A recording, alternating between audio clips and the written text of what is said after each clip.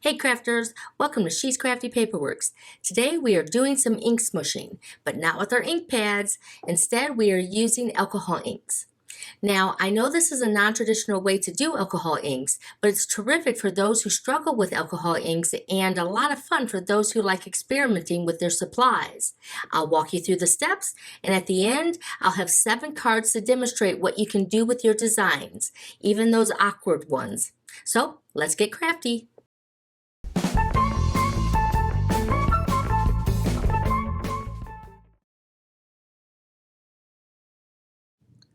For the supplies needed, I'm using 91% isopropyl alcohol that I put into a small spray bottle.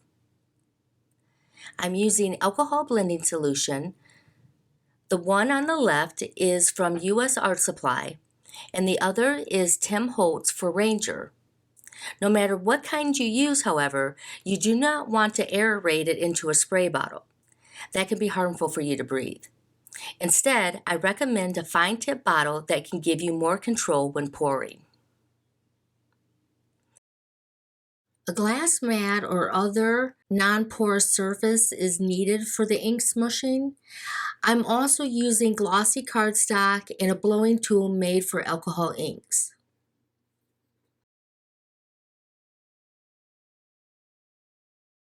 If you are unfamiliar with traditional ink smushing on a surface, the goal is to spread your ink and spray a light mist of water before smushing your paper onto the ink. The process here is very similar, but you don't want to use water. You want to make sure you're using that isopropyl alcohol.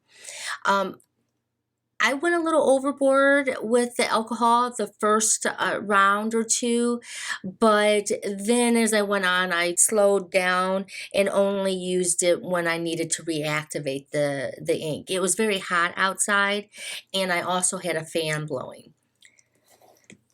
But that's also the beauty of these inks, that you can really keep going until you run out of ink, because you can continue to reactivate them as long as they're on a non-porous surface. Now I'm using glossy cardstock that's 130 pounds, so I needed to try a couple of times before I really could get good coverage. I thought that this orangey red was a little too intense for what I was thinking in my mind, but I was okay with that blackish purple that I was getting from the blends. I did experiment with adding a drop of blending solution and another drop of pink before smushing that back into the inks. At that point, I was happy with what I had, and I put it aside to dry. I would later go on to tinker with it again, and you'll see that in a minute. But that's kind of what this is all about. It's just experimenting, playing around with it. If you've done other forms of ink smushing, you kind of know the drill. It's kind of getting something and saying, okay, I'm happy with it. The only difference here is that with the alcohol inks, they will continue to run, and that's why I like to kind of just set it aside and see what kind of happens in the process. Again, I can always reactivate if I want to keep going with it. Sometimes I regret doing that though. Another thing that I often do when I'm ink smushing whatever type is that I like to use some of my paper for flowers or other die cuts like butterflies and dragonflies and so forth. Ooh, doesn't that look like a creepy little monster? Do you see it? Comment below if you see it. I totally see it. Anyway, but I like to make sure that I set aside some for greenery and for flowers. Okay, this is the one I was talking about. I went back and I had done some tinkering with it, and I can still see something that I like with it, with that orange side, but I don't want to reactivate it and go through a process again. Instead, what I want to do is layer. So off to the side, I have the fan blowing, and I have it's not blowing onto me; it's blowing onto the paper, and I'm trying to get that to dry very quickly, and then I will add another layer. But I'm trying not to have much blending, which is usually kind of the opposite of what you want when you're doing the alcohol inks. We tend to like the blending of it. I'm trying to keep these as distinct, with that kind of vibrancy of the orange background kind of popping through. And if you saw the change as I added the colors, I thought that's one of those good tips when doing ink smooshing, is to, again, trust that process. That's what Tim Holt always reminds us to do, right?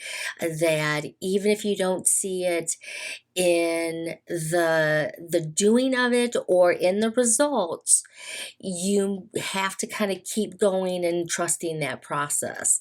And this right here, this is that greenery. Again, creepy little monster. I see it.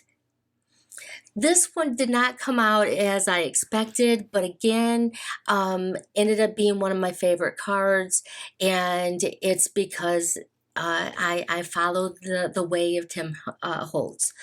That one I thought was very distressed looking. This one is a layered one. I had a purple and blue background, and then I went ahead and layered some more on it. This was that first one that I did with the layering.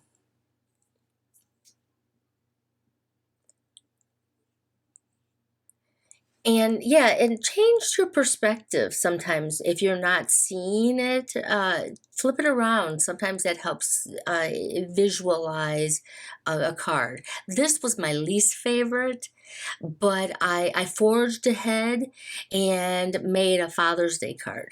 You'll have to tell me if you thought I cheated with that, though.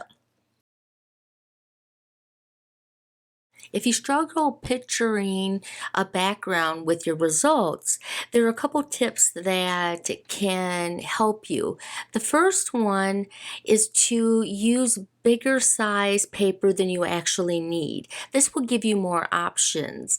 And then the second is to use either your nesting dies or to create a frame somehow to go along that paper to determine which will work for your final image. If you've cut it down to size and you're still not seeing it, remember there's still one more step in that process, and that is determining your focal point. By the way, I'm using Concord and Ninth and Christina Werner's. Both of them are their posy flowers, and I'm using Concord and Ninth Sentiment. As I'm adding the flowers and the sentiment, that purple blob has slowly disappeared. Ended up becoming a lovely card, I thought. I even put a sentiment in the upper right, and I never do that. Wonderful birthday card. I already have a designee. This one uses Yana's Magnolias from Spellbinders, and then I also spatter that with black and white to help further that kind of distressed background. This one is Amazon Sentiment. Now, I don't know, do you consider this cheating? Because I shrunk it down quite a bit.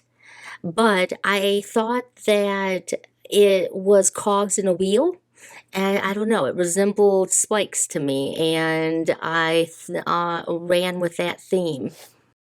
These next two cards were made with Alta News Art Deco line, and it's a continuation of my Art Deco era that I seem to be in. All right, everyone. Thank you for watching. I will see you next week. And if you learned something and you think others will learn something as well, give it a thumbs up. It's much appreciated.